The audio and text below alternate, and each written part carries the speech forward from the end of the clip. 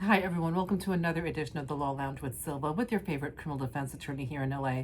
All right, you guys, I had a huge win, and my win was I had a juvenile adjudication. Now, remember, in the state of California, when a juvenile is on trial, it's in front of a judge, and the judge makes a decision. There's no jury in juvenile defense, there's only a jury if the child is treated as an adult. And I had a case where a minor was charged with murder, and I can't say the specifics because everything is confidential, but I can tell you that on appeal, the case was reversed. And what that means is the murder conviction never happened and it goes back to the juvenile court.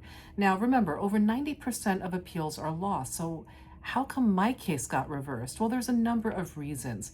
Number one, judges can make errors in the law, and that's a huge thing. You know, what happens in a criminal court is we have to protect constitutional rights, not only of the victims to give them a voice, but if someone is either wrongfully accused or really had nothing to do with the crime.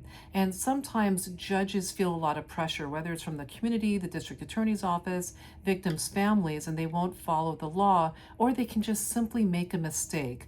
This is why we have an appellate process and why sometimes cases are reversed. So I was really happy for my client. I believe my client had absolutely nothing to do with what happened, and the appellate court agreed. It's really important that trial attorneys make a really strong record and do adequate research on the law, because then the appellate attorneys, they can take all of this information, including the law and the relevant law, find your record, that you made the proper record in trial, and use that. And the appellate court agreed. So I'm celebrating a huge win, but it all teaches us a valuable lesson, especially to trial attorneys. Make sure that everything you do, you make a record of, and you actually document the law.